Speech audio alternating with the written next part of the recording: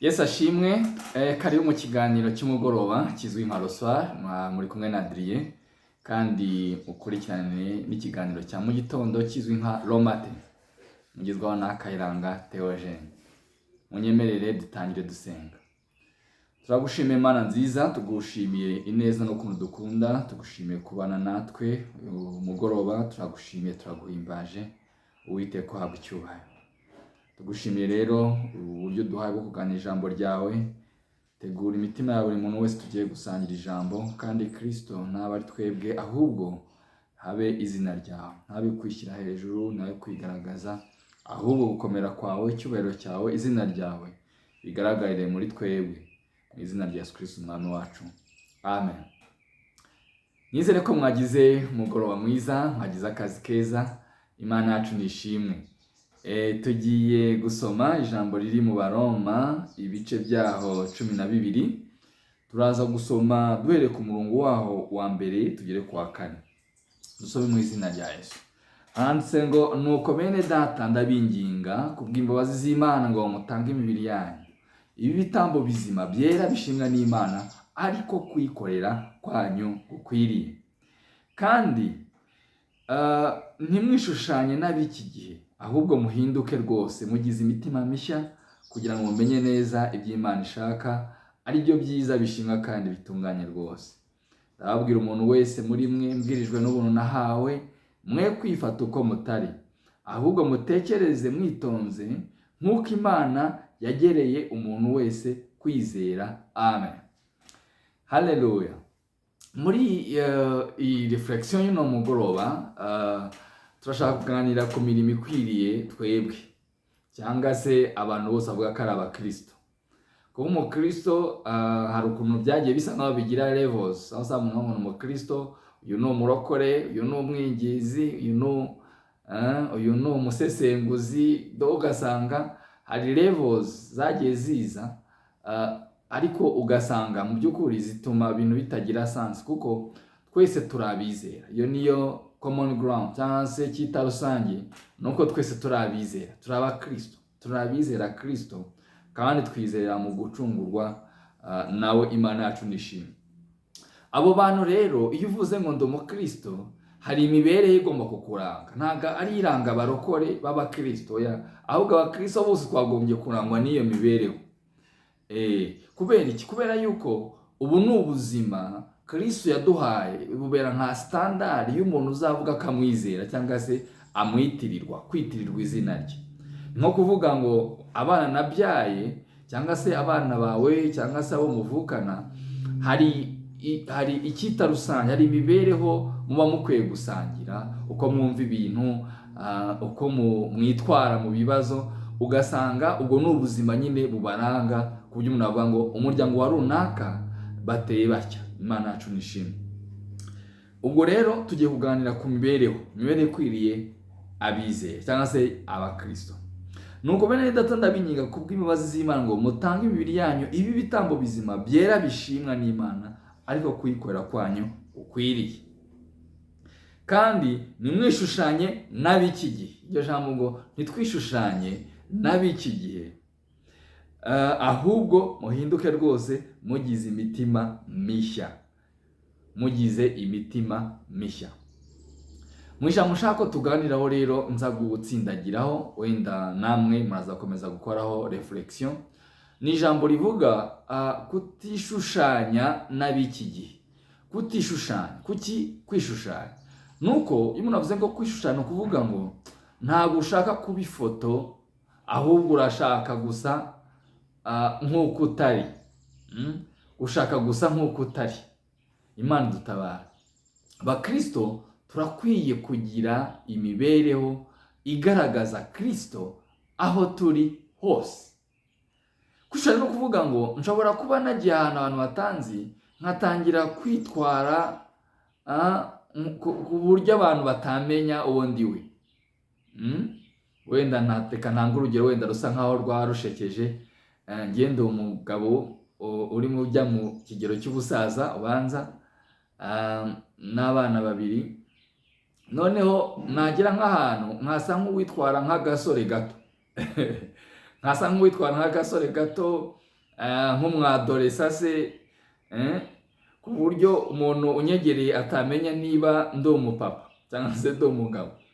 Imana yacu dutabara. No kuvuga ngo mu yandi magambo kwishusha no kuvuga ngo hari ibintu ushaka guhisha ukagira imibereho ituma abantu batakumenya uko uri.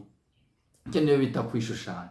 Ibyo bintu rero ntabwo bigomba kuranga imibereho y'abamenye Kristo, imibereho y'abakunda Kristo.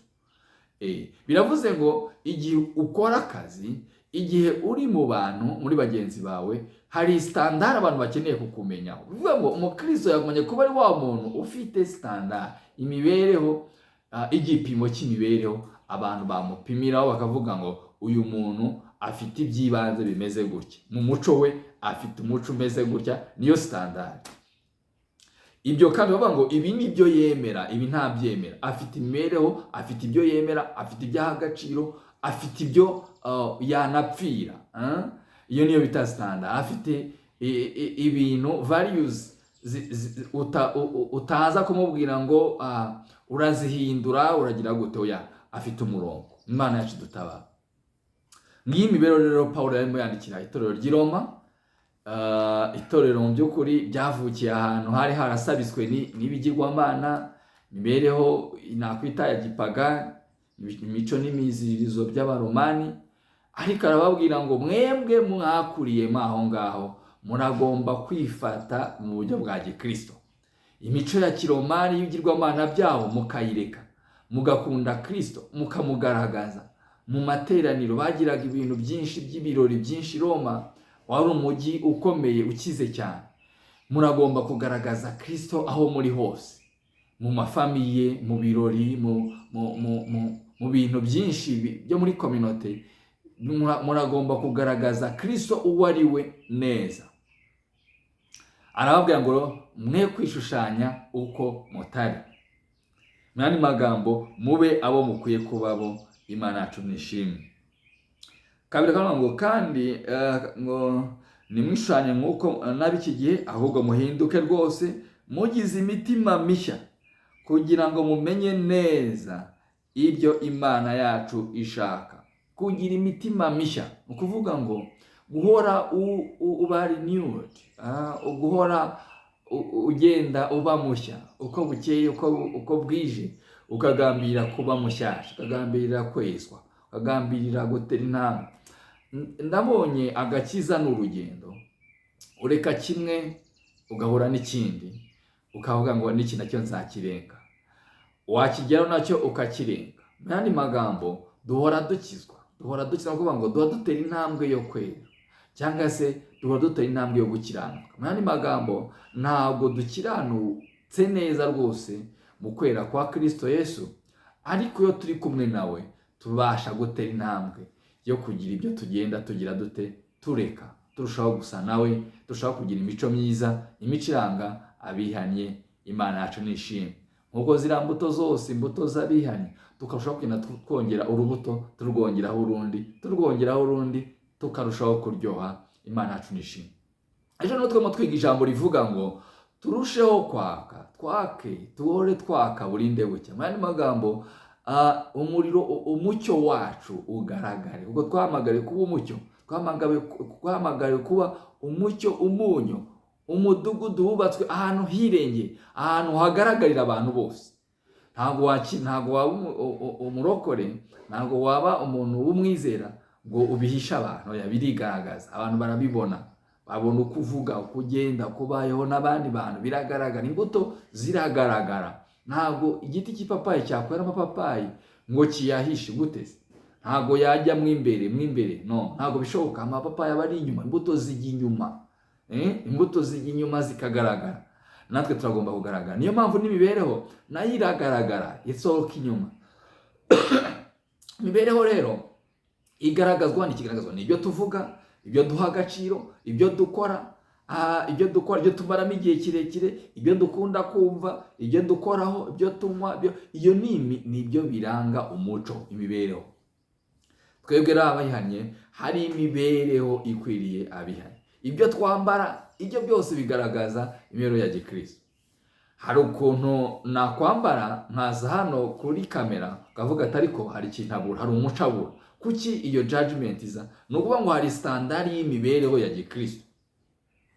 Nimwibaze nk'ubu ndimo mbwiriza wenda nambaye gatuza gusa, ushaka kuvuga ati arimo aravuga ubutumwa bwiza mu buryo budasanzwe, kuko hari umuco arimo abura. Kubera iki? Kuko hari igipimo, hari imico, hari standard y'imibereho.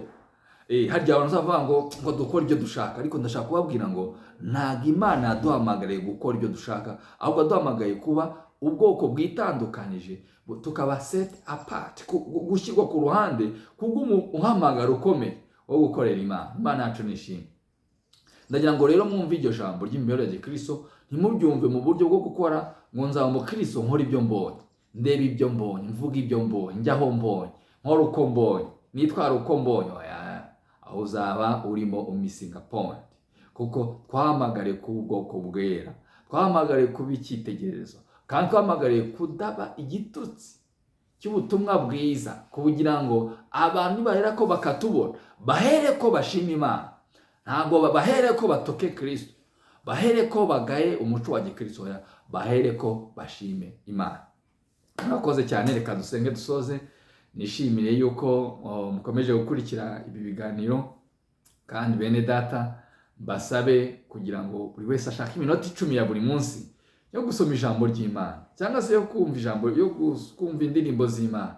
Nturyame rwose gutyo gusa umunsi wose ubura umwanya na muke yo kumva ijambo ry'Imana cyangwa usoma ijambo ry'Imana. Oya, ushaka akanya gato wihererane n'Imana. Reka dusenge.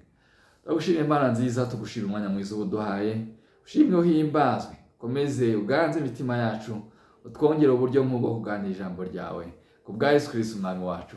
Amen. Murakoze, mugire umugoroba mwiza.